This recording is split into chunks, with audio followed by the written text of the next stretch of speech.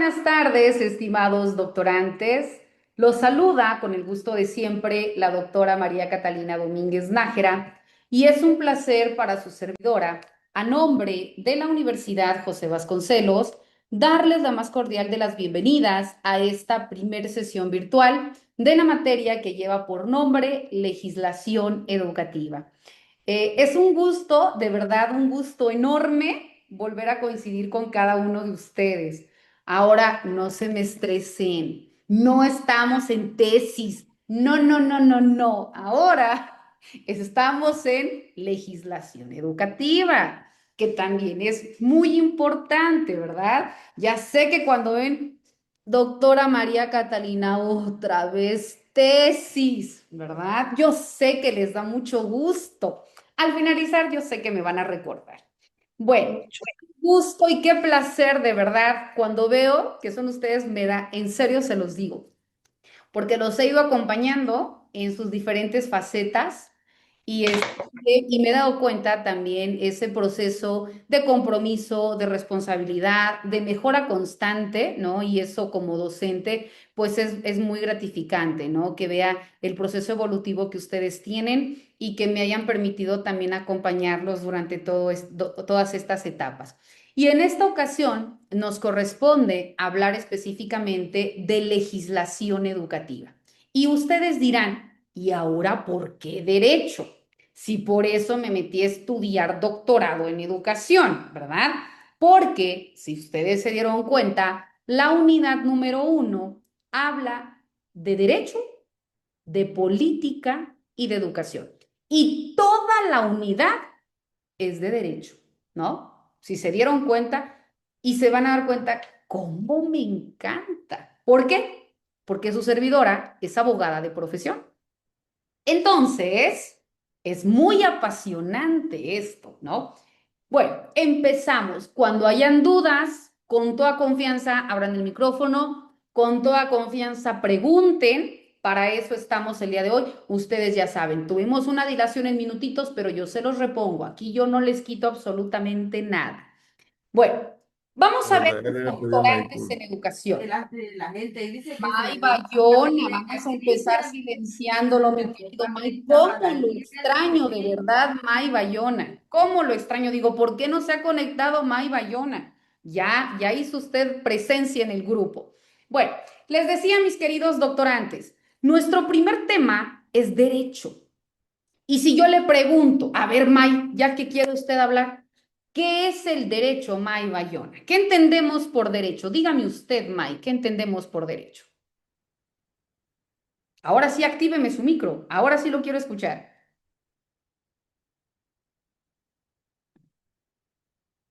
¿No me quiere usted hablar, May? Solo por mensajes de texto. ¿No lo escucho? Bueno, creo que May no nos quiere hablar. A ver, Emanuel Solís, ¿qué entendemos por derecho, Emanuel?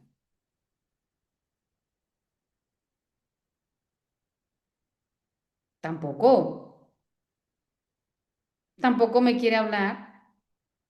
¿Sí me escuchan? No, sí, Ah, ok. disculpe, no, disculpe, es que Ok. tengo mi libretita aquí anotando, no, claro, No, no, no, no, no, no, eso es hacer trampa. No, pues, no, no. pues mire, la verdad que, perdón, no está en blanco, es lo Ah, que voy a anotar perfecto, de excelente. la retroalimentación que usted nos dé, pues. Sí, mire, Excelente, Manuel. eh, hoy precisamente ya estuve revisando prácticamente, o sea, poco a poco estuve revisando lo que es todo lo de el encuadre de la materia, y la Ajá, verdad que a mí me encanta la historia, a mí me encanta la historia por naturaleza, yo creo, me ha encantado la historia, y pues de México, pues mucho más, ¿no?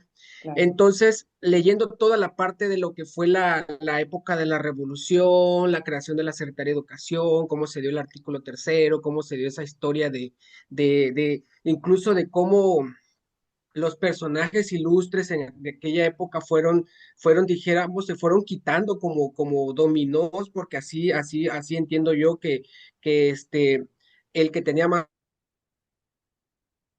lo tuvo que quitar tal persona para poder llegar. Entonces, el último y uno de los más importantes pues fue precisamente Venustiano Carranza, que fue quien fue el que promulgó, ligeramente, el que llamó a esa promulgación de la Constitución de 1917 en el estado de Querétaro.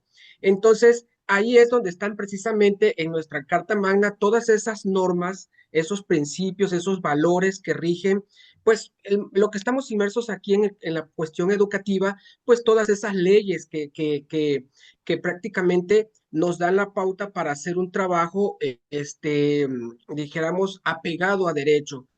Y sobre todo también, este, un trabajo, impartir una educación que vaya precisamente encaminado a las nuevas exigencias, ¿no? De la sociedad, de los niños, de nuestra comunidad.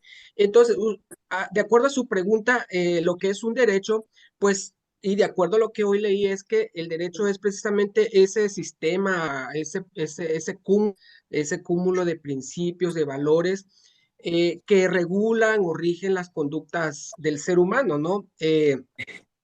Buscando siempre que todo sea con base en la justicia y el orden, ¿no? También puede ser de que el derecho es entendido de diferentes perspectivas y de diferentes ámbitos. Nosotros, por ejemplo, tenemos el principio básico de nuestro trabajo es el derecho a la educación, de que nosotros inculquemos en nuestros alumnos ese amor a la patria, ese amor ese principio de democracia, esos principios de legalidad, de laicidad, ¿no? Porque es lo que nos rige, eso es lo que nos rige a nosotros como docentes frente a grupo, y precisamente pues el derecho que todas personas tenemos, pues el más importante que fue el que nos lleva a nosotros es el derecho a la educación, pero pues vienen todo lo que son los derechos a una vivienda, el derecho en la cuestión de los niños, ya ve que uno trabaja los derechos, el derecho a la educación, derecho a la vivienda, el derecho a la salud,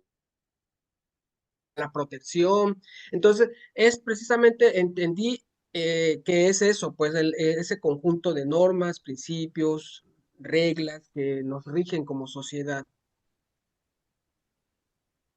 Es lo que maestra. Hoy, la verdad que hoy me nutrí en ese aspecto con la parte, dijéramos, histórica de nuestra, de que empezó, dijéramos, la educación a llevarse a cabo, y principalmente en esa parte de las misiones culturales, ¿no? Y la verdad que soy fan, dijéramos, de José Vasconcelos, de las ideas que él dejó, pues, como dijéramos, como la base, pues, de una educación que hoy tenemos y que debemos de llevar a cabo, pues, Excelente, Manuel. en todos nuestros Muchísimas alumnos y gracias, alumnas. Emanuel. Excelente, excelente tu participación. Retomo la participación de Manuel y ustedes dirán, ¿por qué la maestra empezó con una participación de derecho?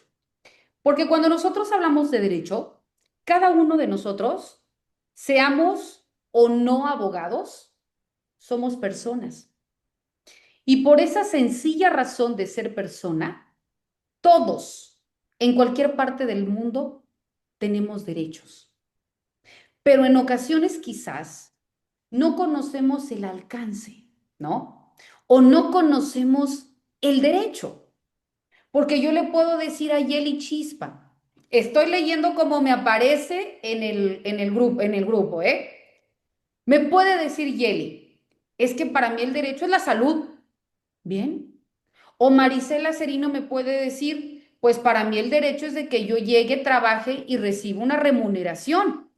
Bien. Puede ser como Emanuel me indicó, ¿verdad? Que es este conjunto de principios, de normas, etcétera. Bien. Me dice Marisela, por el simple hecho de ser individuos tenemos derechos universales. Claro. Y aquí Marisela me está hablando de una de las características de la norma jurídica, que es la universalidad, que lo vamos a ver más adelante. Pero se dan cuenta cómo cada uno de nosotros podemos tener quizás de manera dispersa, pero un conocimiento de lo que es el derecho. Ahora sí, entraremos en materia. ¿Y por qué estoy retomando esto? Porque cuando hablemos del derecho, no nada más es uno. Hablar de derecho es hablar de un conjunto, conjunto. ¿Por qué un conjunto? Porque no nada más es una ley la que existe. Cuando hablamos de derecho, existen leyes, existen decretos, existen reglamentos, existen jurisprudencias, existen tesis aisladas. Existen instrumentos jurídicos normativos. Hablar de instrumento jurídico normativo es sinónimo de ley, ¿ok? Existen instrumentos jurídicos normativos que son desde lo inmediato que tenemos. Ejemplo, en mi municipio. Yo puedo tener un protocolo, yo puedo tener un reglamento. Es esto que tiene aplicabilidad en mi municipio. Yo puedo tener esta ley, pero esta ley únicamente se aplica en el estado de Tabasco, en el estado de Chiapas. Porque por ámbito territorial solo se aplica dentro de esta esfera. Puedo tener leyes nacionales. Porque es la que se aplican en cualquier estado de la República. Llámese Constitución Política de los Estados Unidos Mexicanos. Yo me puedo encontrar en Chiapas, en Tabasco, en Oaxaca, en Veracruz y aplico mi Constitución Política de los Estados Unidos Mexicanos. Pero si yo me encuentro, como ahorita, ¿verdad? Yo estoy en San Cristóbal de las Casas, Chiapas, y quiero aplicar mi Constitución Política del Estado Libre y Soberano de Chiapas. Aplicó la de Chiapas. Pero si yo quiero aplicar la de Tabasco, ¿por qué no estás en Tabasco? Te puedo aplicar la de los Estados Unidos Mexicanos porque su ámbito territorial es nacional, pero yo puedo estar o puedo invocar un instrumento jurídico internacional, llámese una Declaración Universal de los Derechos Humanos. Nos damos cuenta que también existen leyes internacionales o cualquier otro tratado internacional, porque recuerden que México forma parte de la comunidad internacional y que por ello todos los documentos jurídicos internacionales de los que México sea parte de manera inmediata le asisten, pero los que sean tomando en cuenta los derechos humanos, por supuesto que yo los puedo invocar en salud, en educación, en protección de grupos en condición de minoría, en LGBTTIQ y más, no lo sé, en lo que yo quiera, pero te estás dando cuenta cómo me voy desde los instrumentos jurídicos internacionales inmediatos hasta los internacionales. Y no te estoy hablando en una materia en específico, civil, penal, laboral, mercantil, constitucional, shalala, shalala. No, te estoy hablando de manera genérica. Llámese una ley general de educación, llámese un código civil, un código de procedimientos civiles, una ley federal del trabajo, etcétera. Pero te estoy diciendo que el derecho es este conjunto de normas. ¿Por qué? Porque son todas las leyes que existan en los diferentes ámbitos de competencia y que tú y que yo o que cualquier otro tenemos igualdad de derechos para poder hacerlos valer. Pero ojo, el derecho dentro de la norma tiene una característica que es la bilateralidad, que más adelante la vamos a ver, que nos dice León Petrasitsky que es imperativo atributiva. ¿Qué quiere decir? Al mismo tiempo que te confiero derechos, al mismo tiempo te pongo obligaciones. Natalia González Gutiérrez tiene el derecho humano a la educación. Sí, por ello tuvo su plan de estudios en tiempo y forma al iniciar la materia. Está teniendo sus clases virtuales. Si tiene duda, la maestra le responde. Es su derecho. Pero Natalia tiene su obligación. Su obligación es entregar sus tareas en tiempo y forma. Su obligación es emitir sus 2 comentarios en foro. No es uno porque no estamos en seminarios. Aquí sí son 2. Uno en base a cada una de las sesiones. Vemos cómo de cada derecho emana una obligación. Igual en los instrumentos jurídicos normativos. ¿Se te van a aplicar para protegerte o se te van a aplicar para sancionarte? Y te pongo un ejemplo, ¿verdad? Se me ocurre. May Bayona, que ya me bloqueaste, May. ¿Por qué, May? Si yo te quería ver. May Bayona, se me ocurre. va y da su clase, ¿no? Le asignan el 4º grado de primaria de la escuela Venustiano Carranza, ¿no? Ok. May Bayona ya hizo su plan de estudio porque May es bien responsable y todo lo tiene listo para iniciar con todo el ciclo escolar. Ok, el 1 de septiembre. Entonces, May Bayona, de hecho, ahorita está así porque está viendo todo lo que va a desarrollar. Entonces, May Bayona empieza a tomar en cuenta todos los temas, los autores, las teorías, los métodos que él va a desarrollar para poder llegar al entendimiento de toda su población objetivo. Pero ¿qué creen? May Bayona no sabía que en este ciclo escolar iba a tener 2 alumnos con discapacidad auditiva, un alumno con discapacidad visual, 2 alumnos con déficit de atención, un alumno con hiperactividad. Ah, ¿se dan cuenta? Entonces, May Bayona estructura su plan de estudios de manera uniforme. Pero yo soy madre de familia de un niño, de cualquiera de los niños que yo les estoy indicando, pero que tiene un requerimiento especial. Y May Bayona llega y empieza a hablar y hablar y hablar y hablar y hablar y hablar, así como su maestra que no guarda silencio, habla y habla.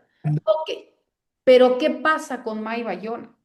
May Bayona llega en el horario que le corresponde, de 9 a 2, cumple con su jornada laboral. May Bayona desarrolla los temas que le corresponden el día de hoy. May Bayona dice, qué excelente maestro soy, porque May Bayona está desarrollando de manera puntual la información. Aquí nos está poniendo en tela de juicio el conocimiento, porque el conocimiento yo doy por sentado que May Bayona lo tiene. Por eso está frente a grupo, ¿no? O sea, yo doy por sentado que él domina los temas. Pero ¿qué creen? El derecho que me dice, por ende tienes, es un deber, es una obligación que tienes. Si te estás prestando al servicio, ojo, te estás rentando, porque eso es lo que hacemos. Me estoy rentando. Estás prestando un servicio porque estás transmitiendo un conocimiento. De entrada, tu conocimiento debe ser certero. Lo que tú informes debe ser autenticado, debe emanar de un conocimiento científico, de entrada. Segundo, debes no nada más dominar los temas, sino debes incidir de manera igualitaria en el proceso formativo de tus alumnos, porque recordemos que el derecho humano a la educación es laica, gratuita y obligatoria, pero en condiciones de igualdad. Y si May nada más llega y habla y habla y habla y ni siquiera se dio cuenta de que existe una diversidad de necesidades por atender y él únicamente desarrolló su tema, ¿ustedes creen que yo, alumna, que tengo una discapacidad auditiva total, porque dentro de las discapacidades auditivas hay total, parcial, qué grado de discapacidad tengo, etcétera? May me puede decir, sí, pero yo no soy maestro en educación especial. No, pero eres docente frente a grupo. Y como docente frente a grupo, la ley que te dice que sí estás obligado al menos a conocer los mínimos elementos que tu población necesita para transmitir un proceso formativo, porque tú no estás exento a que puedas tener requerimientos de alumnos que te estén demandando una atención en específico. Entonces, los mínimos sí lo debes de tener. Y también debes saber tejer tu red de apoyo. Si tú no tienes el conocimiento general porque no tienes la formación o la maestría o la especialidad en educación especial, debes de saber que quizás debes requerir oficiosamente, ya sea a tu inmediato superior, tu subdirector, tu director, tu jefe de zona, qué sé yo, la atención o directamente a un CAM, a un USAER, que puedan brindar una vía de colaboración para poder atender de manera integral a tal persona. Si ves que hay una cuestión de déficit de atención, entonces tengo que identificar qué lo está detonando. Ah, problemas familiares. Entonces, puedo requerir la intervención de psicología del municipio. Hay mediante un DIF regional o un DIF municipal. ¿Por qué? Porque esto está mermando el proceso educativo, pero hay algo que lo está detonando. Entonces, nos estamos dando cuenta, yo sé que tenemos una multiplicidad de actividades, pero si nosotros estamos especializándonos, es porque el fin último, que debe ser una mejora sustancial en el proceso formativo. Entonces, ¿aquí qué está pasando? ¿Te está requiriendo algo adicional? Sí, pero forzosamente lo tienes que hacer. Porque ¿qué te dice el derecho? Si el derecho te dice que lo debes hacer y no lo haces, tienes una responsabilidad. Y tú no puedes decir, pues es que yo soy maestro, yo no soy abogado y no sabía. ¿Qué crees? La ley que te dice, a lo que tú te estés formando, no de manera literal, pero sí dentro de su interpretación. Si tú eres docente, debes al menos conocer tu constitución política, la Ley General de Educación y la ley específica al nivel educativo que tú estás impartiendo. Y eso no es si quieres, es que lo tienes que hacer. Porque no puedes justificarte en un desconocimiento porque hace aún más severa la sanción. ¿Por qué? Porque es el servicio por el cual te estás prestando. Y hay una máxima jurídica que dice, la ignorancia de la ley no exime su cumplimiento. Ojo, qué fuerte se escucha, ¿verdad? Qué fuerte, parece que nos dieron dos sopapos. Claro, la ignorancia de la ley no exime su cumplimiento. ¿Y por qué les digo esto? Porque no podemos justificar que estoy haciendo o que estoy dejando de hacer algo por un desconocimiento. Yo puedo tener un desconocimiento, se me ocurre, en astronomía, pero no tiene ninguna relación en lo que yo hago. Entonces no estoy obligado a conocerlo. Pero si yo estoy impartiendo un nivel educativo, claro que estoy obligado a saber cuáles son mis deberes y cuáles son mis derechos, para que yo sepa hasta dónde debo hacer y hasta dónde no me corresponde, porque también si haces más de lo que estás obligado, también hay una sanción. Entonces, por ello se dan cuenta qué tan importante es que nosotros conozcamos el impacto que tiene la legislación educativa. Porque no nada más es conocer que existe una ley general de educación, sino también, en principio de cuentas, el derecho. Porque, repito, derecho no nada más es saber que existe derecho a la vida, a la salud, que sí, esos son derechos humanos, no se me confundan. Esos son los derechos humanos, que los derechos humanos son los que tenemos todas las personas por el simple hecho de ser persona, que son inalienables, irrevocables, imprescriptibles, universales, intransferibles, ¿no? Y que son inherentes a nuestra condición de persona. Eso por supuesto que sí. ¿Y que cuáles son los derechos humanos? La vida, la salud, la libertad, el patrimonio, la procreación, etcétera. Esos son los derechos que tenemos, derechos humanos. Pero el derecho en sí, repito, es el conjunto de normas jurídicas. Ojo, si tú me dices conjunto de normas, no es correcto, porque hay diferentes tipos de normas. Hay normas morales, hay normas sociales, hay normas religiosas y hay normas jurídicas. Recordemos que normas son estas reglas impuestas, porque no me preguntan si quiero, pero que van a tener aplicación en una esfera en particular. Si yo te digo las normas sociales, es lo que la colectividad toma como bueno o como malo, ¿verdad? Una norma social, ok, pues ¿qué es lo normal, lo común? Hacer el bien, ¿no? Evitar dañar a los demás. Más sencillo, una norma moral o una norma social, se me ocurre, una norma social. Pues muere alguien, me visto de negro. Me voy a casar, yo mujer, me pongo mi vestido blanco. Es algo socialmente impuesto y que todos decimos, es correcto, ¿no? Pero si yo te hablo de norma religiosa, lo que un ser divino dice que es bueno y malo, y que si no lo haces hay este castigo divino. Pero si yo te hablo de una norma jurídica, ¿qué me dice? La norma jurídica es esta regla impuesta que es dictada por una persona distinta al destinatario de la norma, es decir, quien está facultada para ello. ¿Quién es? Los legisladores. Por eso sabemos que en nuestro país tenemos una división de poderes, que es el ejecutivo, el legislativo y el judicial, y que al legislativo, por ello, es legislar, crear la norma y que por ello existe un Congreso de la Unión, que es aquel que crea las leyes que van a tener impacto a nivel nacional y que por ello nuestra propia Constitución faculta a la autonomía a cada una de las entidades federativas para que en ámbito de su competencia tenga su propio Congreso del Estado y todo aquello que la norma suprema o que las leyes primarias no regulen y que hay un estado de necesidad de regular en su competencia, es decir, en su estado, entonces el Congreso de la Unión cree, el Congreso del Estado, perdón, cree estas leyes que van a tener aplicación únicamente dentro de las esferas territoriales de esa entidad federativa.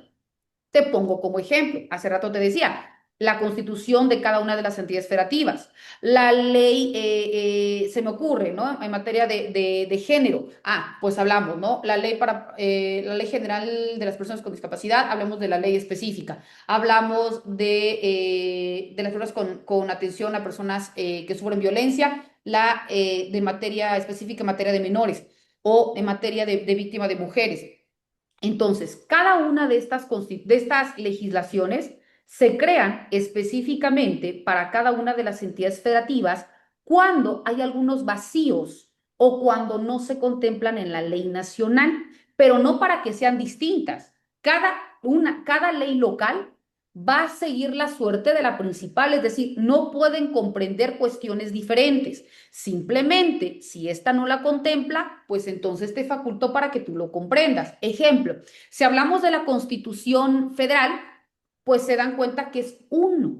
Pero si imagínense si hablara de todas las particularidades que cada entidad necesita, nuestra Constitución sería tomos de tomos de tomos de tomos, ¿no? Ejemplo, si te hablo de los derechos de indígenas, pues solo cada entidad federativa, ¿cuántos grupos indígenas existen? ¿No? O étnicos. Entonces, imagínense solo al hablar de una cuestión, qué tan amplio sería.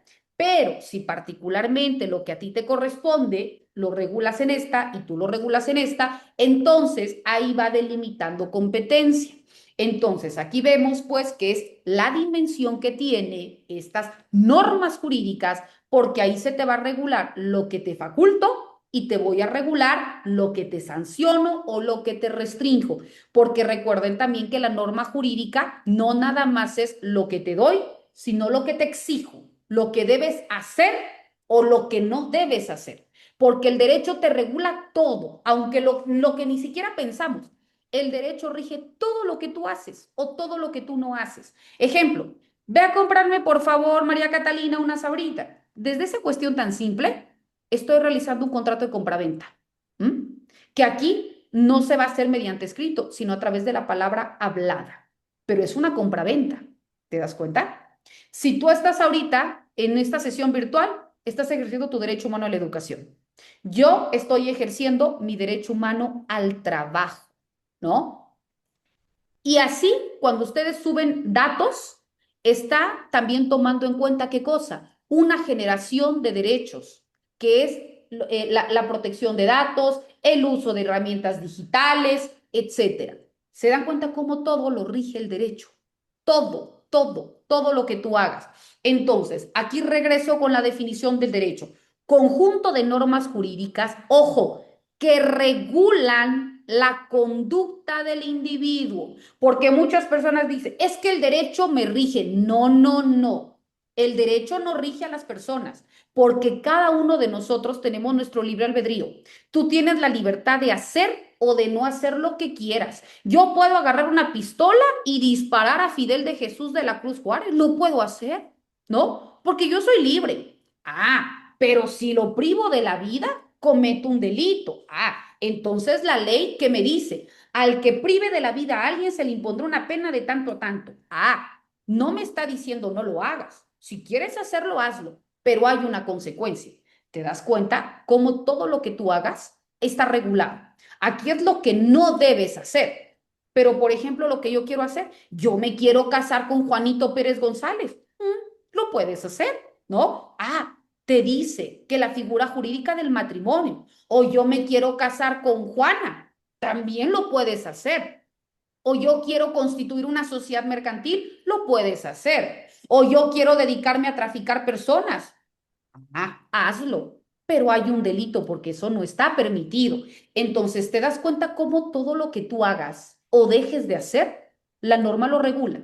Y van a haber normas que te prohíban y van a haber normas que te faculten. Y que todas estas van a tener una aplicación, positiva o negativa, en protección o en sanción. Por ello, repito, me dice el derecho, conjunto de normas jurídicas que regulan la conducta de las personas, porque la conducta es lo que tú haces o dejas de hacer, para que viva plenamente en sociedad. ¿Cuál es el fin último del derecho? Que exista una paz social. Si todos hacemos lo que nos corresponde, primeramente, no habría... Sí, ahorita le voy a hablar, ahorita le habla la de las pestañas, hija. Graciela, te voy a Ah, silenciar porque vas a hablarle a la de las pestañas en vez de que hablaras a tu maestra. Bueno, entonces les decía, aquí estamos dentro de esta forma de regulación. ¿Para qué? Para que no exista una desestabilidad social. Para que si hay alguna situación que esté generando un desastre, se cree una ley y vuelva a su estado original. ¿Por qué creen ustedes que existen leyes en todo? En civil, en penal, en mercantil, en constitucional. Porque si algo está mal, se tiene que regular. Porque si dejo que todo fluya, entonces va a haber un caos social. No voy a tener una facultad para poder sancionar, para poder proteger, para poder regular. Ejemplo, existió el COVID-19, pues tengo que regular. ¿Por qué creen que existen creación, derogación, abrogación, reformas a las leyes y que cada una significa algo diferente? ¿Por qué? Porque las necesidades sociales van haciendo que las leyes también estén en un constante cambio. Si yo te digo, voy a abrogar una ley, ¿qué significa? Que la ley ya no va a existir. Toda la ley no va a existir. Abrogar, quitar, desaparecer, ¿ok? Eso es abrogar. Si yo te digo derogar, no es lo mismo. Derogar significa que la ley está, pero un artículo de toda esta ley, ese artículo ya no va a tener aplicación. Ejemplo, artículo 15, entre paréntesis dice derogado. Ya no se aplica. Pero toda la demás ley sí se aplica. Entonces, eso significa que está derogado, que se quitó uno de tantos, pero los demás siguen. Cuando yo te digo reformar, reformar significa que parte de este artículo me sirve porque todavía tiene un efecto en este tiempo y en este espacio, pero parte del artículo ya no, porque hace años que se creó y las necesidades eran otras. Entonces, al momento de aplicarse, por supuesto que dirimían los conflictos, pero hoy en día la gente cambia y esto ya no se aplica y por eso ya cada quien hace lo que quiere y no hay una sanción. ¿Por qué? Porque esto ya no tiene efecto. Entonces se reforma. Lo que me sirve lo dejo, lo que ya no sirve lo quito y pongo lo que ahora sí me sirve. Eso, en otras palabras, significa reformar. Y cuando hablemos de crear, sencillo, es cuando no hay una ley y luego entonces la creamos, ¿verdad? ¿Para qué? Para que se aplique y ahora sí dirime el conflicto. Te ponía el ejemplo con lo del COVID-19. Había leyes en materia del trabajo, en materia de la salud, etcétera. Pero ¿qué nos decían? No pueden salir solo las actividades esenciales. Pero ¿qué me dice mi ley federal del trabajo? 3 inasistencias y procede el cese definitivo. A ver, si voy, me sancionas. Si no voy, me corres. Entonces, ¿qué hago? Entonces, un estado de necesidad detonó que se reformara la ley para que no te dejara en estado de indefensión en materia del trabajo. También detonó que se reformara la ley de salud porque ya no nada más las enfermedades consideradas como graves o contagiosas eran determinadas, sino también los médicos que estaban en primer contacto con pacientes de COVID, las enfermeras, personal de intendencia, etcétera, que tuvieran un contacto directo, pues ya estaba en un riesgo inminente su salud. También se tenía que legislar en ese sentido, para que también existiera otra serie de garantía y de protección a los derechos como a la educación. A ver, si me dices que yo no vaya, pero ¿cómo voy a acreditar el ciclo? Ah, pues entonces se tuvo que reformar en materia educativa. Se tuvieron que adaptar nuevas necesidades como que cuántas veces no veíamos que de tal hora en tal canal para tal grado, de tal hora para tal grado. Los maestros teníamos que estar en grupos de WhatsApp para enviar tareas, para recibir, empezar todos aquellos que no dominaban alguna plataforma, dominar las plataformas, ¿no? Y prueba de ello que hoy en día estamos usando una para obtener un grado doctoral, cuando hace años ni siquiera se pensaba que iba a existir una educación en línea, ¿no? Entonces, aquí todo eso, las necesidades sociales, vemos cómo van generando también que a la par existan reformas, modificaciones, creaciones o abrogaciones de leyes. Ven cómo el derecho está en todo lo que hagas. ¿Por qué? Porque desafortunadamente, ¿qué se nos dice? En derecho, lo que no está prohibido está permitido. Lo que, perdón, lo que de manera literal no se encuentre señalado en la norma jurídica, no se te puede imponer o no se te puede proteger. Perdonarán, pero ya tengo rato dando clases, entonces la garganta ya no se está empezando a raspar. Bueno, pero les decía, entonces, cuando hablamos dentro de la norma, es precisamente para aplicarla y para generar una estabilidad social. Y en caso de que no cumplamos, pues claro está, vamos a ser acreedores a una sanción. Las sanciones son proporcionales a la falta que cometas. Si tú haces una falta sencilla, te voy a hacer un apercibimiento de ley, que significa una llamada de atención. Si tú vas aumentando en tu conducta, pues proporcionar al grado de omisión va a ser la falta, hasta que hay un cese, hasta que haya una iniciación de un procedimiento, ¿verdad? O no lo sé, dependiendo el grado de sanción o el grado que amerite lo que tú estás realizando. Ahora bien, te decía, otro de los elementos que aborda nuestro plan de estudio, además del derecho, nos indica que debemos identificar que dentro de las normas jurídicas existe, ya te dije hace rato que eran las normas, ¿verdad? Ya te dije también cuáles se clasificaban en normas jurídicas, normas morales, normas sociales, normas religiosas. Pero si nos adecuamos específicamente dentro de la norma jurídica, es aquella que a nosotros nos interesa por el hecho de que va a ser aquella que esté encuadrada dentro de una ley, aquella regla impuesta por un destinatario distinto al que la crea y que impone deberes y también confiere derechos, ¿no? La norma jurídica tiene requisitos de creación de la norma jurídica. Sus requisitos de creación son 5. ¿Cuáles son estos? Primero, heteronomía. ¿Qué significa? Nos dice que las normas jurídicas son creadas, como hace rato te comentaba, por una persona distinta a quien va a ser dirigida. ¿Quiénes lo crean? Los legisladores. Y en ese sentido deben de crearla tomando como fin último la estabilidad social. Por ello es heterónoma. Cuando hablamos de la siguiente característica es la bilateralidad.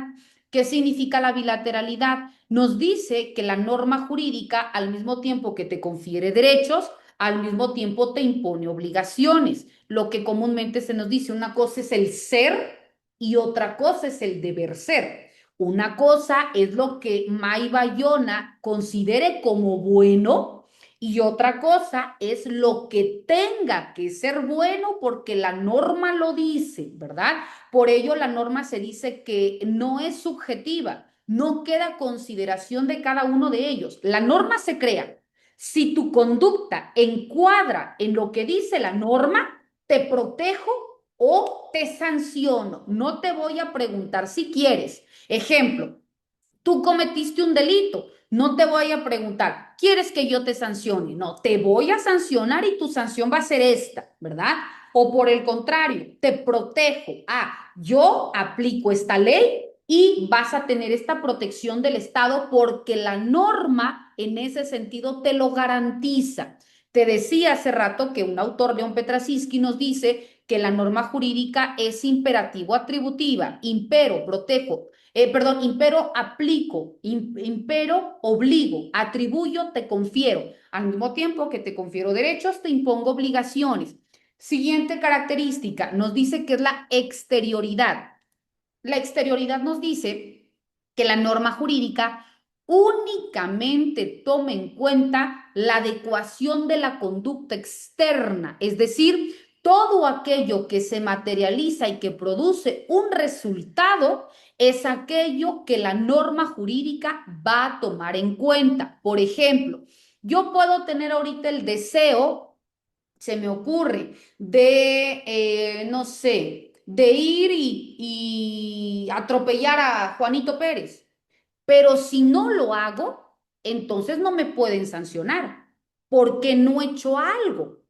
El resultado sería, si yo atropello a alguien, no lo mato, pero lo lesiono, entonces el resultado material es el que el derecho va a regular y va a imponer una sanción. Si tú realizas y desarrollas, en el ejemplo educativo, si tú llegas como May Bayona, desarrollas tu clase, explicas, tomas en cuenta el estado de necesidad de tu población objetivo y alguien quiere iniciar un proceso en tu contra, tú tienes los elementos que justifican que cumpliste, ¿verdad? Entonces, de que lo puede hacer la parte contraria, lo puede hacer.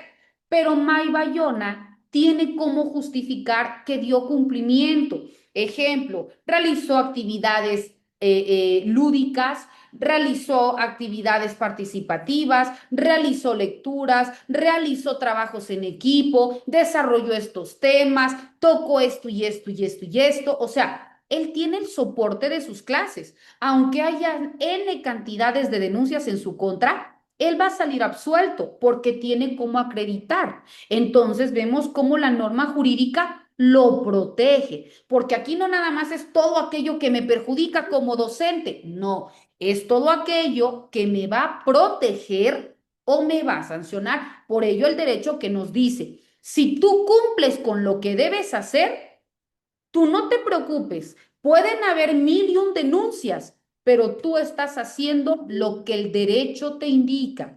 Entonces, tú con que lo exhibas, no pasa nada. Las leyes te protegen.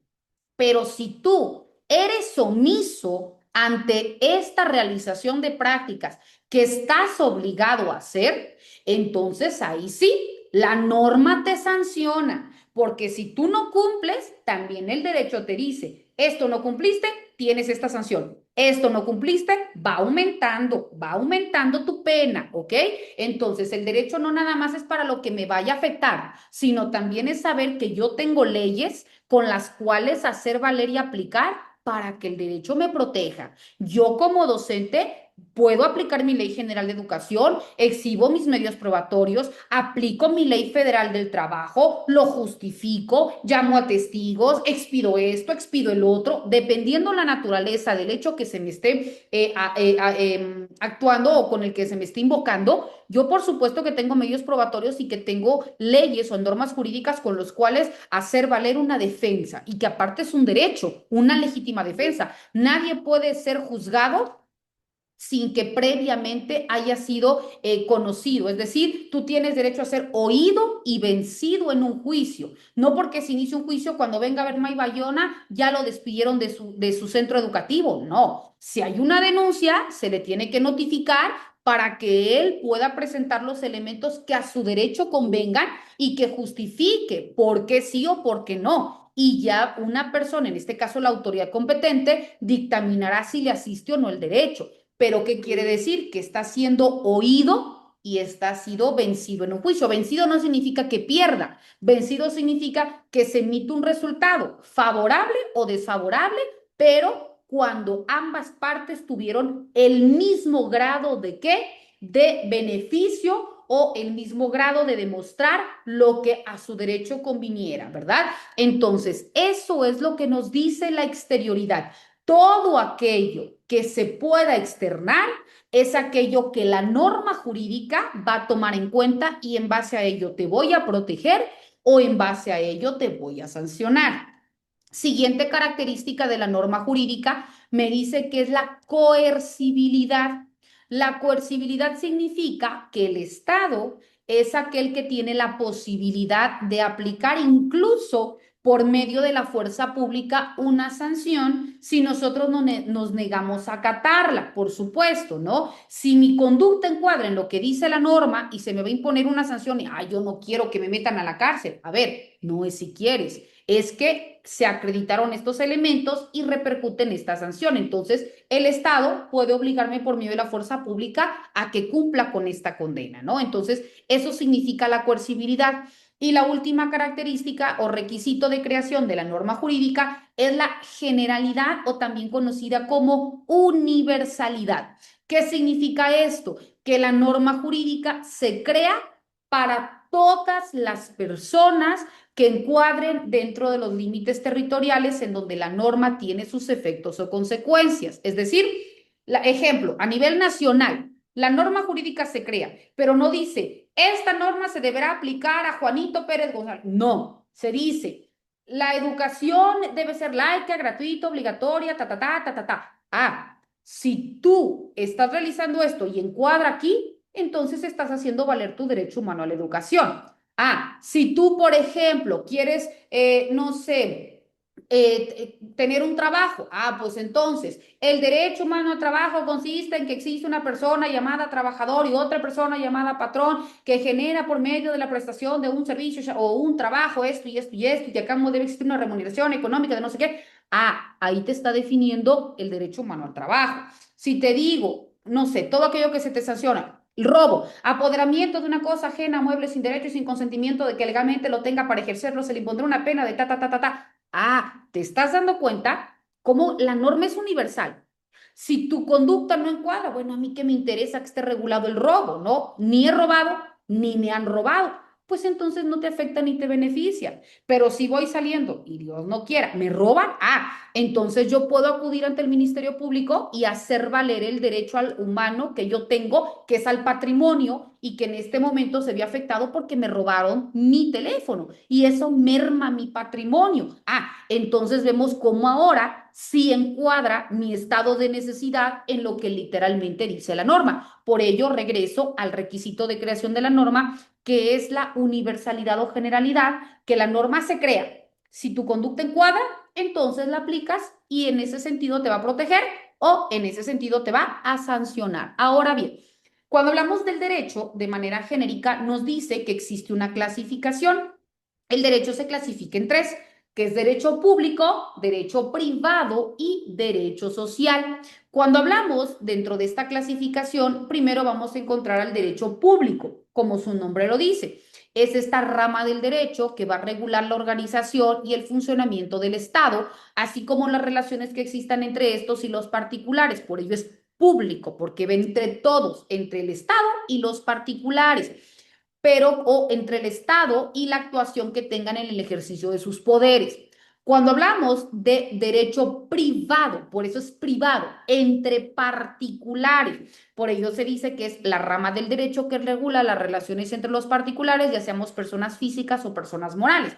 Por ejemplo, persona física, pues yo estoy casada, se me ocurre, estoy casada con, ay Dios, no veo aquí ningún, ay Gloria, Dios mío, con Emanuel. Yo estoy casada con Emanuel Solís. Ok, entonces quiero dirimir mi vínculo matrimonial porque no, ya no hay divorcio voluntario, divorcio necesario. Nada más hay uno y es un divorcio incausado, es decir, sin necesidad de causa. Entonces, divorcio incausado entre particulares. Lo que sucede entre Emanuel y yo ni le afecta ni le beneficia a Janet Alcudia. Simplemente va a tener efecto entre nosotros. Es de persona física a persona física. Por el contrario, si Marisela Cerino, Gloria Cerino, no son hermanas, María Fernández, María Catalina, ¿verdad? Nosotras queremos crear una sociedad anónima y que se va a llevar sociedad anónima Patito o no sé qué. Ok, entonces somos una persona moral, lo constituimos personas físicas, pero ahora ya no nos vamos a llamar en lo individual, nos vamos a llamar en la persona moral. Y por otro lado, Sandy, Javier y María Candelaria constituyen otra persona moral. Entonces, ahí la persona moral, con la persona moral tenemos conflicto, también es derecho privado, porque aunque seamos personas morales, no dejamos de constituirlo en esencia las personas físicas. Y ahí también para dirimir este conflicto se utiliza el derecho privado, ¿ok? Pero también existe otra clasificación del derecho que es el derecho social. Y el derecho social también es una rama del derecho que se ocupa de las relaciones sociales y económicas de una sociedad y que buscan proteger a los sectores más vulnerables y asegurar que existe un mejor beneficio colectivo. Entonces, por ejemplo, hablamos del derecho al trabajo, hablamos de los grupos en condición de minoría, hablamos de las niñas, niños, adolescentes y la familia, etcétera, ¿no? Entonces, aquí estamos hablando del derecho social y dentro de cada uno de estos derechos a su vez existen ramas del derecho. Ejemplo, derecho civil, derecho penal, derecho laboral, derecho mercantil, derecho constitucional, etcétera, ¿no? Esto únicamente para que sepamos de manera genérica la clasificación del derecho, que es en tres: público, privado y social, y que de estos emanan los demás. Y ahorita van a ver por qué les digo, porque nuestro plan de estudio dice que también debemos conocer el derecho administrativo, el derecho constitucional, y por ello de ahí vamos a empezar a emanar las facultades, los poderes, la educación, y nos va a ir llevando hacia nuestro punto de aterrizaje, que es el Estado mexicano y la política educativa, que se ha gestado a lo largo de los años hasta llegar a nuestros días, ¿verdad? Pero también otro tema importantísimo que nos marca nuestro plan de estudios son las fuentes del derecho. Y estas son bien amplias y aquí necesito su atención porque estos temas, por su naturaleza, son bien sencillos, pero tienen muchas subclasificaciones, ¿no? Y para que ustedes también sepan cómo nosotros podemos participar, porque a veces decimos, ay, pues es que los legisladores son los que crean la norma, pero como ni saben qué impacto van a tener, por eso solo lo hacen y por eso hay tantos resultados. Cuando hay estos y estos y estos y estos estados de necesidad y las leyes no sirven para nada. ¿Pero qué creen? ¿Sabías que tú también puedes presentar proyectos de ley y que puedes generar una reforma educativa? ¿O que puedes incluso detonar en una creación de una ley? No, ¿verdad? Entonces, ahí radica la importancia de conocer estas fuentes del derecho. De entrada, para que hablemos de las fuentes del derecho, es importante que nosotros sepamos que las fuentes del derecho se clasifican en tres, ¿sale? Cuando hablamos de fuentes, de manera genérica, ¿qué son las fuentes? Es algo que tiene un punto de origen y que de él emana todo lo que tú quieras, ¿no? Una fuente. Pues eso es lo mismo si lo aterrizamos en el derecho.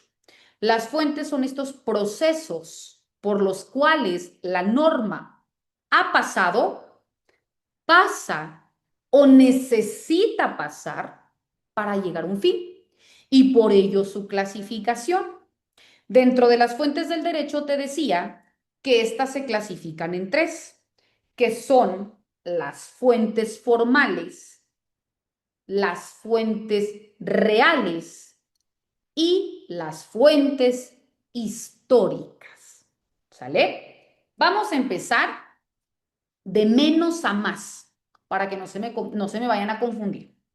Cuando hablamos de fuentes históricas, como su nombre lo dice, son estos instrumentos jurídicos, ya saben ustedes que al hablar de instrumentos jurídicos normativos es sinónimo de leyes, ¿sale? Entonces, son estos instrumentos jurídicos que hoy por hoy son obsoletos, es decir, están fuera de vigor, pero que no por ello son menos importantes. ¿Por qué? Porque guardan un valor histórico y han servido de modelo para que gracias a esas leyes hoy en día tengamos nuestro derecho positivo mexicano.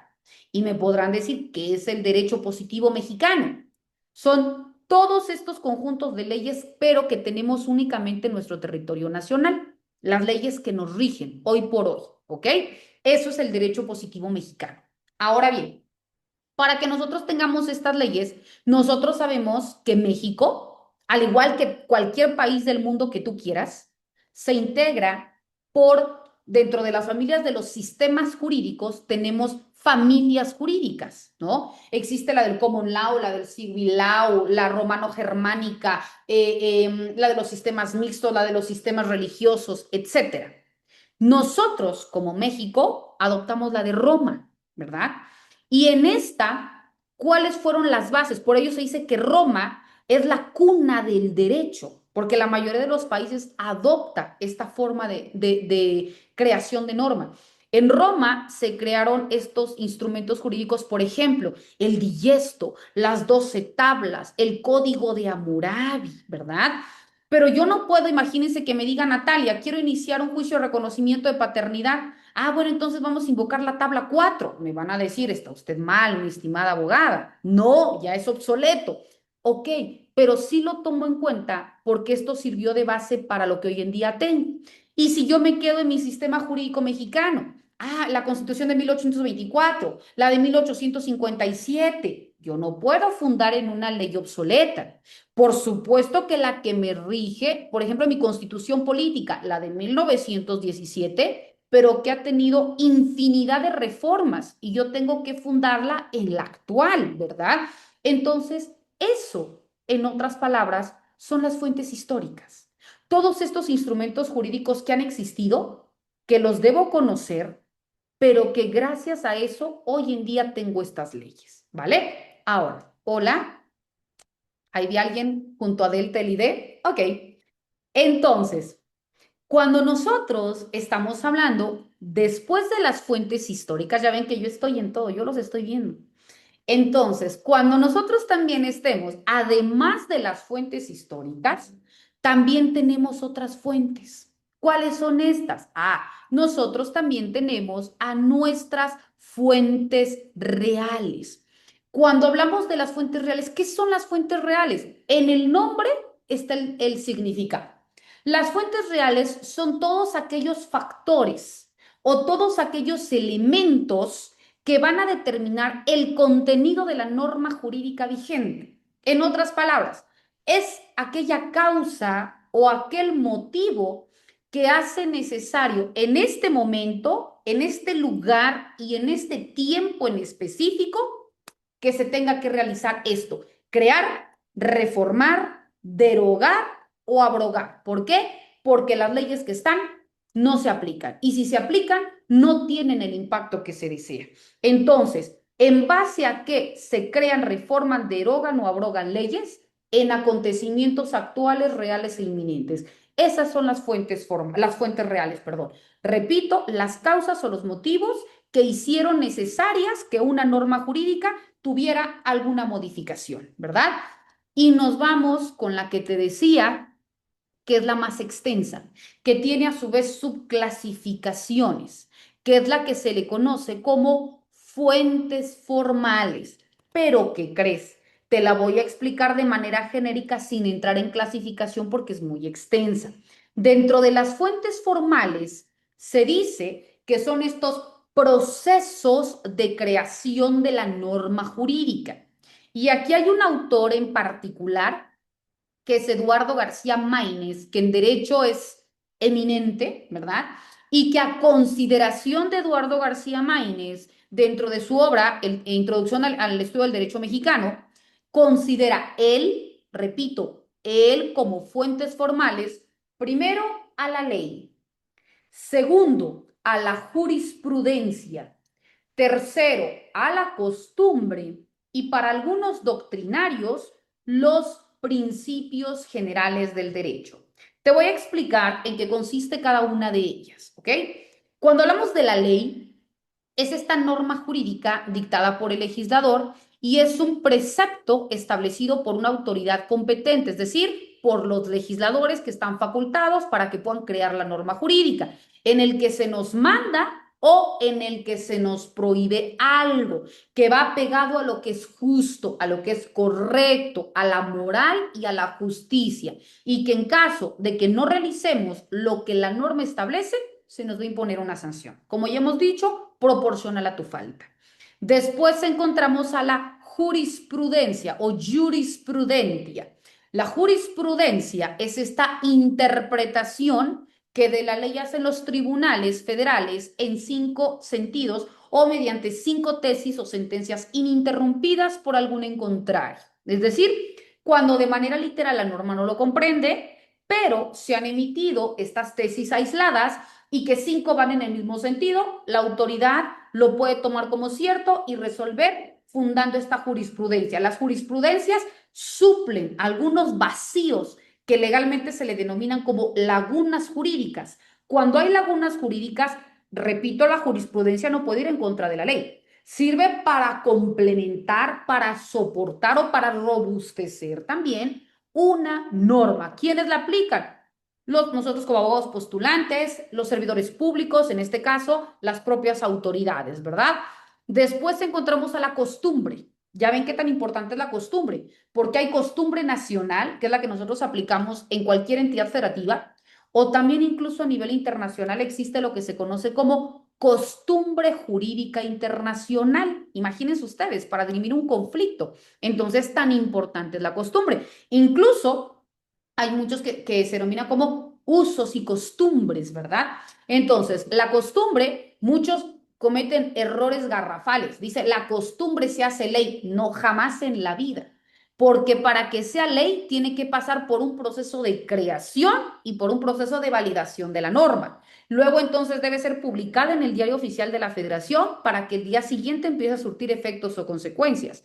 La costumbre no. La costumbre es una práctica reiterada que transgeneracionalmente se toma como cierta en un lugar y en un tiempo en específico. O sea, no puedo decir que es costumbre porque mi abuela, mi mamá y yo lo hicimos. No, es en toda la colectividad que se tome como cierto. Entonces, se validará como costumbre. Y para algunos doctrinarios decíamos que Eduardo García Maínez refiere que se encuentran también los principios generales del derecho.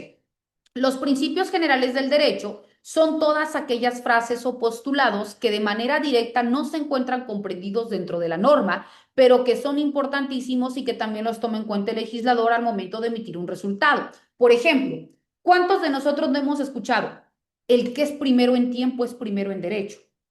O nadie puede hacer justicia por su propia mano.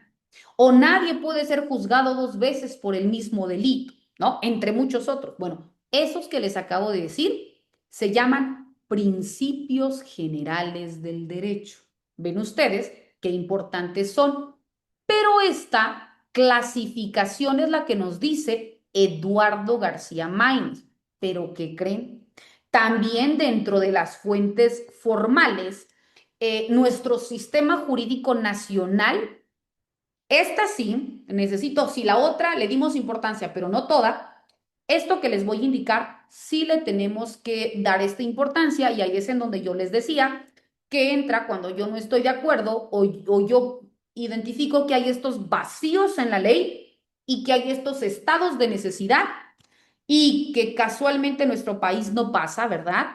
Pero por algunos tintes económicos, políticos, sociales, culturales o de lo que sea, los legisladores son omisos a las realidades que existen, ¿no? En educación, en turismo, en lo que tú quieras y mandes, pero lo que se debe atender no se atiende y lo que no se debe atender se le da como importancia, ¿no? Entonces, cuando nosotros vemos que en nuestro día a día hay estos estados de necesidad, se me ocurre por crear una reforma, porque exista mayor partida presupuestal a los maestros, porque se trabaje mejoras en no sé qué, porque no lo sé. Ustedes, cada uno sabe las necesidades que vive en su día a día, pero que las leyes son omisas o las contempla pero de manera superficial, ¿verdad? Y por eso no se logra el objetivo deseado.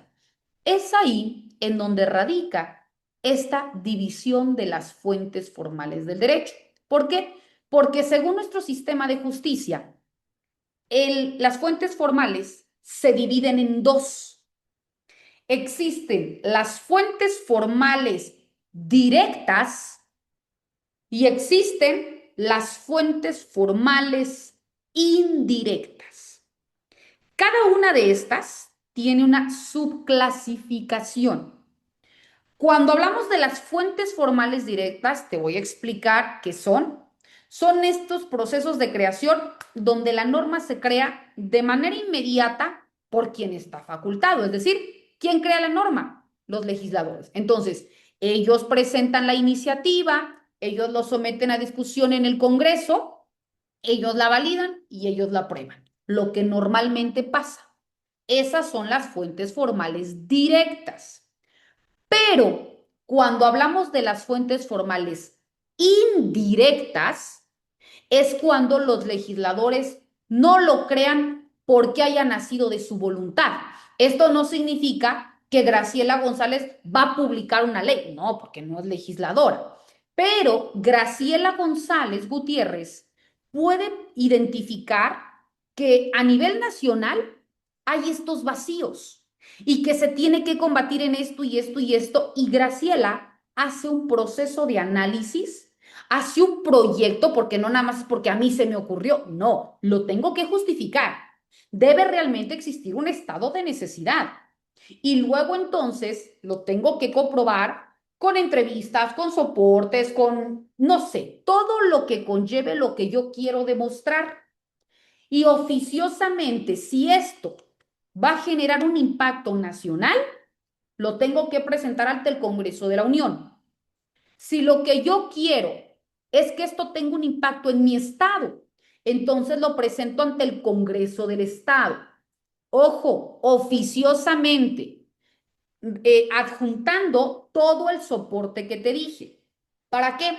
Para que oficiosamente el Congreso, ya sea de la Unión o el Congreso del Estado, te responda por esa misma vía, oficiosamente, si procede y por qué, o si no procede y por qué. No, nada más te voy a decir sí y ya, o no y ya. Tiene que haber un justificante. Y si sí procede este proyecto de ley, el Congreso tiene comisiones. Si tú lo presentas en materia educativa, hay una comisión de educación y hay un presidente, vicepresidente, vocales, shalala, shalala. Lo valida, lo analiza, hace algunas adecuaciones si es que lo amerita y si no, así tal cual lo somete a votación y quién quita que el día de mañana hay una reforma educativa gracias a Graciela González Gutiérrez y tal cual se indicará como ella la precursora. Y ustedes me pueden decir, ay, sí, pero eso nunca pasa, estamos en México. No, te voy a poner un ejemplo y con eso me quedo. No vamos a entrar en la clasificación de cada una de estas porque ya les robé más tiempo. Empezamos 7:15 y ya son 6:15 y ya son 7:22, disculparán ustedes. Pero te voy a poner el ejemplo para que no quede suelto este tema. Yo no sé si ustedes recuerdan que en el 2016, si mal no recuerdo, sí, 2016, 2017, estaba muy sonada las muertas de Ciudad Juárez, Chihuahua, ¿no? En el campo algodonero, que a cada rato en la televisión, en los medios, en noticieros, decía las muertas de Ciudad Juárez, y un cuerpo y otro cuerpo y otro cuerpo, mutiladas, cercenadas, violadas, ultrajadas, de todas las edades, pero mujeres. ¿Y qué decía el Estado? Pues sí, pero hay regulé homicidio, ¿no? Al que prive de la vida a otro. Sí, pero no es lo mismo que yo traiga una pistola y le dé un disparo y prive de la vida a Marisela Cerino. Eso es un ejemplo, no vayan a pensar que luego la maestra tiene algo en personal. No, no. Bueno, y yo prive de la vida a Marisela Cerino, va a morir, claro, pero no sufrió. No es la misma pena que me van a imponer a que Marisela haya sido privada de la vida, pero para llegar a ese punto, primero la hayan violado, la hayan torturado, le hayan mutilado los senos, le hayan cercenado la vagina, le hayan introducido un picayelo en el vientre. ¿Y por qué hablo con esto? Porque físicamente son los rasgos diferenciados entre un hombre y una mujer.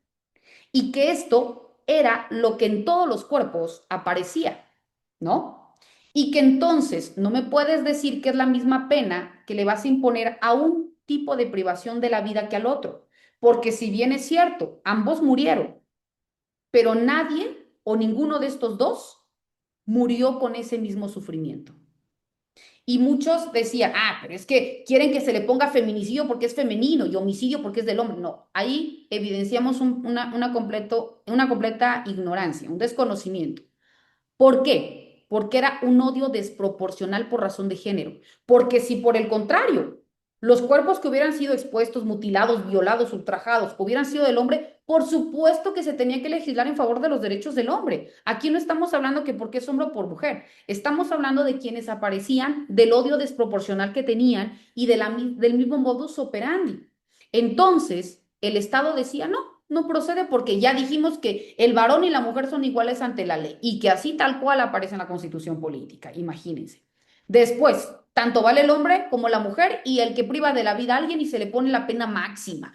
Pero no. ¿Y qué pasa? Marcela Lagarde, una activista que sin ser abogada, se da la tarea de acudir a Ciudad Juárez, Chihuahua, y entrevistar a la familia de las víctimas.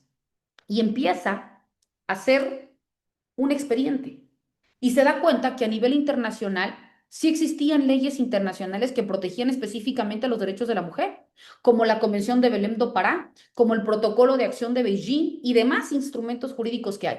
¿Y por qué México no quería? Porque no es fácil decir, soy un Estado feminicida, ¿verdad? Entonces, en ese tiempo, era la administración de Peña Nieto, pues no se quería, porque cómo íbamos a quedar ante los ojos del mundo. Entonces, Marcela Lagarde hace este proyecto y lo presenta al Congreso de la Unión. Y lo presenta también a nivel internacional y esto vino a nivel internacional una sanción para Peña Nieto. ¿Y qué creen? Gracias a Marcela Lagarde se reformó el Código Penal, imagínense ustedes, y se creó el tipo penal feminicidio.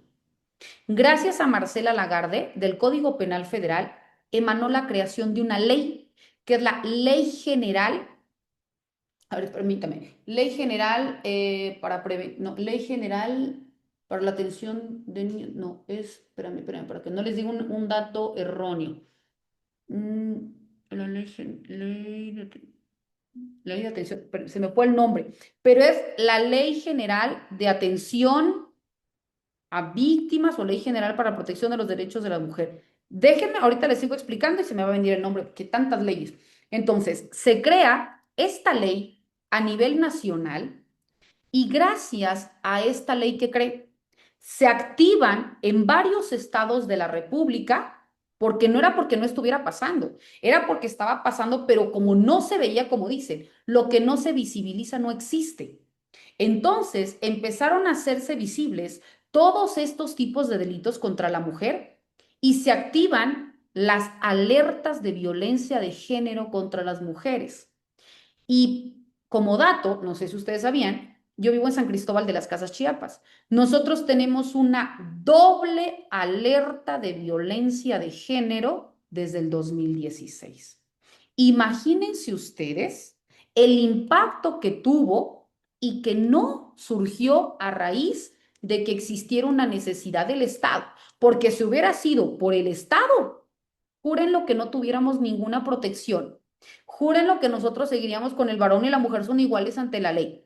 Pero afortunadamente, como un activista se dio a la tarea de investigar, se dio a la tarea de generar este proceso de atención, de validación y de presentación, no le quedó más al Estado porque se elevó a nivel internacional de validar. Y por ello les decía, así como existe un estado de necesidad en materia, y no porque ya se haya solventado, les digo que nosotros tenemos una doble alerta desde el 2016 y que desafortunadamente no existe una protección garante sobre nosotros, pero sí existe una forma de atención emanada de quién? De un activista. Y si eso pasó en materia de protección de los derechos de la mujer, por eso les digo, ¿quién quita que uno de ustedes no presente un proyecto y que gracias a ustedes hay una reforma, hay una creación de una ley, hay una mejora dentro del proceso educativo? Ahí es precisamente cuando nosotros hablamos de qué? De las fuentes formales indirectas. ¿Cómo ven ustedes? La importancia de que nosotros conozcamos qué es una ley, cuáles son los derechos que nosotros tenemos, que existen instancias encargadas de impartir justicia, las formas de crear una ley, cómo nosotros mediante una fuente formal indirecta podemos validarla, podemos presentar un proyecto de ley y podemos también generar un cambio positivo para nuestra sociedad que tanto nos está demandando. Ahora sí, cedo el uso de la voz. Adelante. ¿O ya no me quieren hablar? Doctora, ese caso que usted comenta de lo de la ley contra lo del feminicidio, ahí lo puse en el chat. Es más o menos como el caso también que se legisló de la ley Olimpia, Sí, ese es de el erradicar reciente. así, Sí, ¿verdad? Así Olimpia mismo. es el derecho, es el reciente. No, yo les decía, sí, por supuesto que es importante, pero ya me acordé. Cuando hablamos de los inicios, que Marcela Lagarde presenta este proyecto de ley y que primero se crea el tipo penal feminicidio y que de él emana la creación de una ley, es la Ley General de Acceso de las Mujeres a una Vida Libre de Violencia. Así se llama. Ley General de Acceso de las Mujeres a una Vida Libre de Violencia, que fue el primer instrumento en México jurídico normativo que protege específicamente los derechos de las personas, en este caso, los derechos de las mujeres. Repito, Ley General de Acceso a las Mujeres a una Vida Libre de Violencia. Y que obviamente esto en complementación, hace un año más o menos, se crea la Ley Olimpia. Pero sus inicios, y no ha sido abrogada esta ley, es decir, no se eliminó esta para crear la Ley Olimpia, no, fungen a la par las dos, pero específicamente detonada por la intervención de Marcela Lagarde, se crea la Ley General de Acceso a las Mujeres a una Vida Libre de Violencia. Y nosotros en Chiapas, por ejemplo, se creó la ley de Acceso a las Mujeres a una Vida Libre de Violencia del Estado de Chiapas, que era un copiar-pegar y que por eso se abrogó. Tuvo efecto, se publicó y se abrogó porque no encuadraba en el estado de necesidad de nuestro estado. Entonces, a pesar de que había sido creada, se eliminó y después se crea otra y que esta ya es la que nos rige, Ley de Acceso de las Mujeres a una Vida Libre de Violencia para las mujeres en el estado de Chiapas con perspectiva de género. Entonces, estas se le adecúan y ya se aplican tomando en cuenta las necesidades culturales, ideológicas, territoriales, etcétera, porque no es lo mismo las necesidades que tienen en el estado, en estados del norte, del centro, del sur, sureste de la República, y aunque estemos en el sureste, no es lo mismo que demanda se me ocurre en Tabasco que en Chiapas, ¿no? Entonces, cada entidad tiene sus propias particularidades y por ello no nada más es lo copio y lo pego, no, tiene que tener un impacto social. ¿Por qué? Porque ese es el fin último que se persigue mediante una ley, ¿sale? Bueno, mis queridos doctorantes, ya no les quito más el tiempo, ya les robé casi 20 minutos más de lo que hace rato les decía, ya hora y media de clase. Se me va muy rápido el tiempo, ustedes se dan cuenta que no sé por qué, pero nuestras materias son así. Agradezco enormemente que se hayan conectado a nuestra sesión virtual del día de hoy. Recuerden que esta sesión virtual ha sido grabada. En el momento que me la compartan, con mucho gusto se las impacto para que quienes deseen volver a validarla lo puedan hacer. Por eso los de tránsito no ganan, pues está regulado la ley general de hacer referencia al derecho a la inclusión, ok. Ley General sobre las Mujeres, una vida libre. Exacto. Este es el caso de la ley Olimpia, muy amena e interesante la clase. Muchísimas gracias. Bueno, estimados doctorantes, gracias por conectarse. Lamento mucho quienes no se pudieron conectar. Ojalá la próxima semana ya puedan validar que tengan internet, que tengan una cuenta aperturada, etcétera, porque repito, en el momento que a mí me aparezcan sus solicitudes, con todo el placer del mundo, yo los admito, ese es el fin, que podamos tener este proceso de retroalimentación.